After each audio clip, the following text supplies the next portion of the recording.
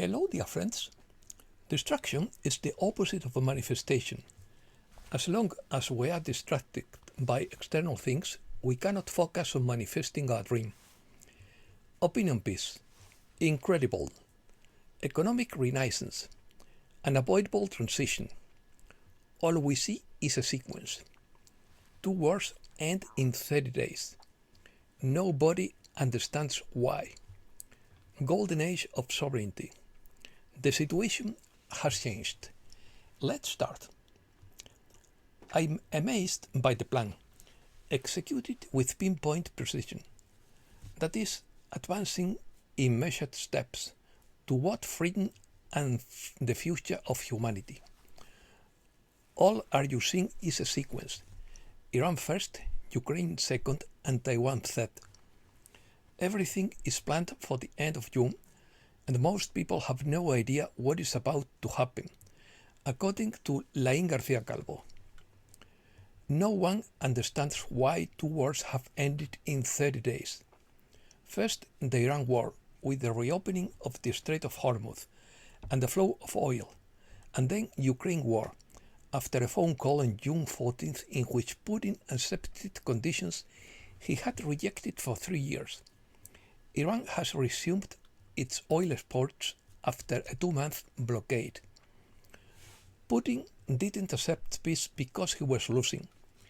He accepted it because Trump made him an offer: the end of war and keep Crimea, or lose the minerals forever, fight another year and lose Crimea as well.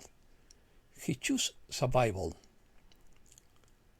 According to Axios 4b, the real explanation isn't peace itself, but rather control of strategic underground resources. It claims that Ukraine has $12.4 trillion in untapped mineral reserves, and that the agreement would give the US priority access to that supply chain, with a direct impact on industries such as semiconductors, batteries, and weapon systems. It also presents the conflict as part of a broader strategy against China, which controls 87% of the world's rare earth processing, and with the Iran agreement has secured an energy and mineral corridor, leaving China surrounded. Furthermore, it maintains that the mineral agreement was secretly signed in Evian, France, on June 15 at 3:14 a.m., and that the first exploration teams would be sent to Ukrainian soil in July. It concludes by stating that this would just one of 3 steps, with Taiwan the next, as we have said. Disassembly. According to Justin Gaethje, the only way to change the system was to completely dismantle it. Nothing would remain of the legacy systems. More changes are coming soon that will affect everyone. For those who don't follow Y+347 or Mr. Pool, the former nations of the British Commonwealth will join to the US. This includes Canada, Australia, New Zealand, and several Pacific islands. I know this will surprise many, but it's part of the global reorganization. Eventually, there will be 7 kingdoms.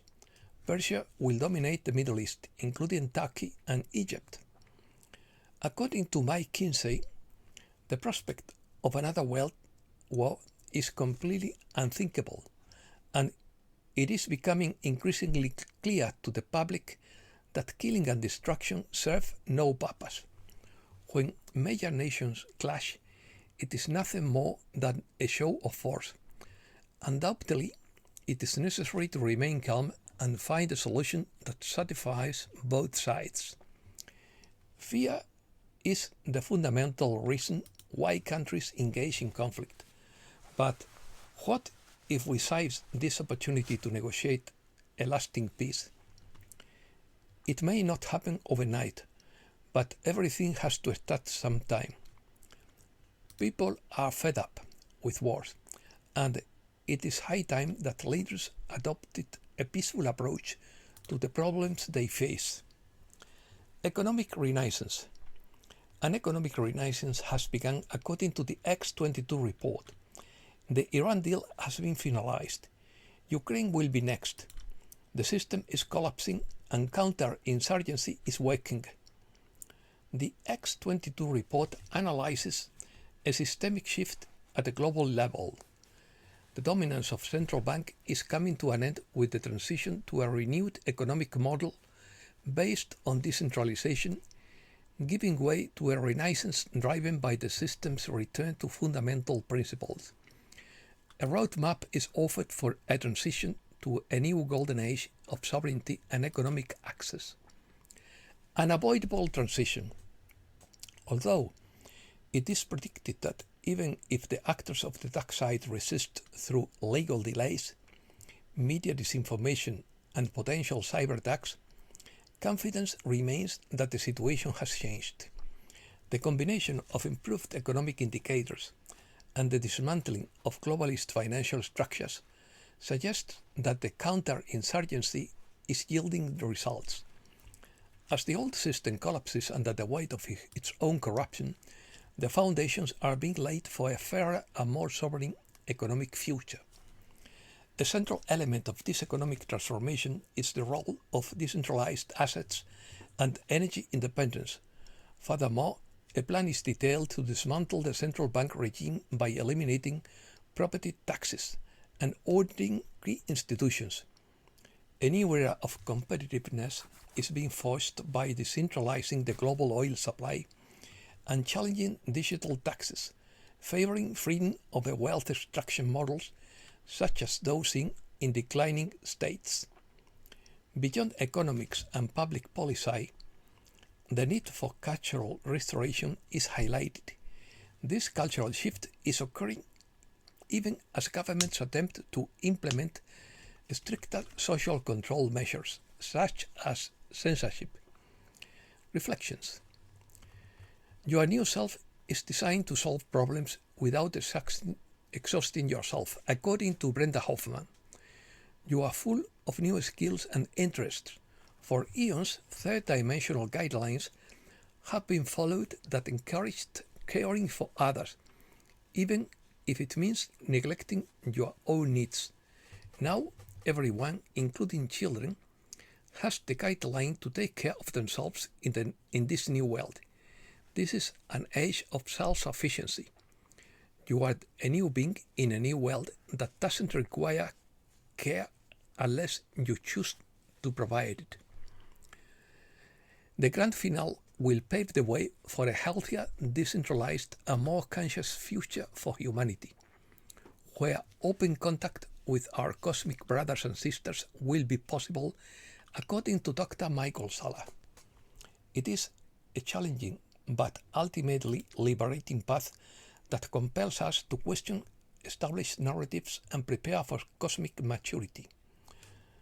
The world is moving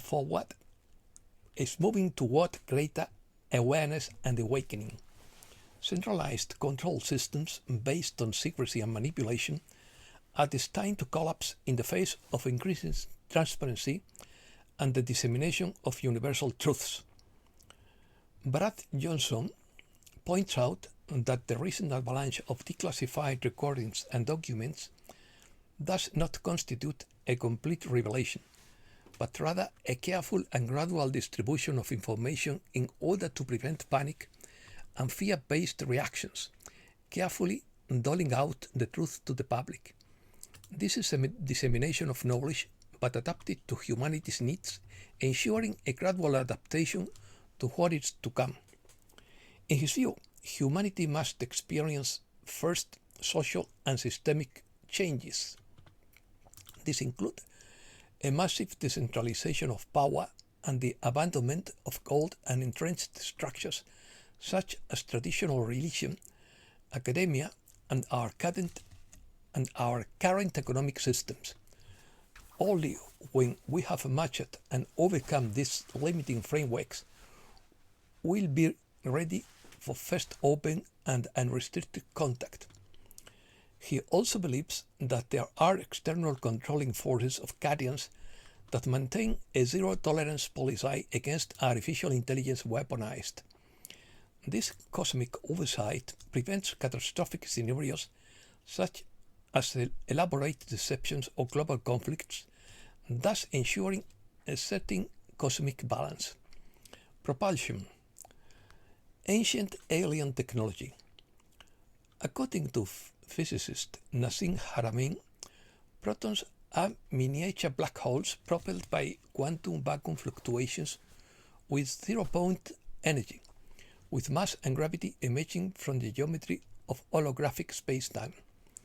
His model explains how advanced propulsion could harness the infinite energy of the vacuum, enabling the impossible maneuvers reported in UFO sightings with anti-gravity inertia, nullification, and absence of sonic booms.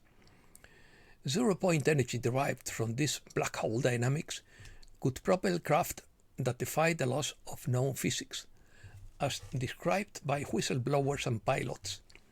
His work suggests that the universe is a connected fractal holographic system, where consciousness and information flow across different scales, which could link to interdimensional entities created through vacuum engineering.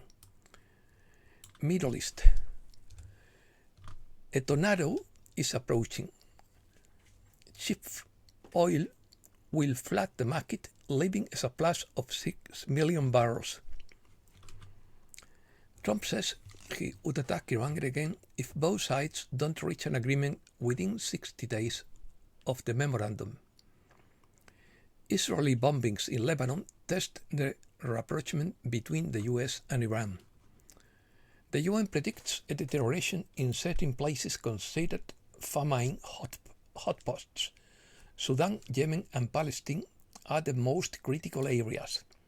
Europe. Europe leaves the G7 with relief and a strategy to deal with Trump. Europe is wary and is bringing all its gold back from the US and the UK. NATO is preparing to compensate for the US military realignment in Europe.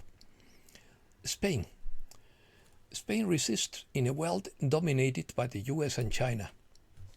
The Andalusian coast in a state of extreme necessity and force majeure due to an Asian algae bloom. Lack of infrastructure is hindering the advancement of AI in Spain. The Council of Europe urges Spain to reform dismissal laws so that severance payments are dissuasive. The IMF cuts its growth forecasts for the Eurozone and raises its inflation forecasts. Americas. Shakira's lookalike could face legal problems with FIFA. Mexico enjoys opportunities amid global uncertainty, says the IDB. There is a democratic decline in Peru, despite the elections, says an expert. Bolivia opens to dialogue after 40 years of mobilizations and blockades. The Bolivian Workers' Central Union seeks a transformation without affecting the productive sectors. The World Bank announces a multi-million-dollar loan for Argentina. The Argentine government changes the procedure for appointing judges by decree. Tati Almeida, president of the Mothers of Plaza de Mayo, has died. And that's all for today. Thanks a lot, dear friends.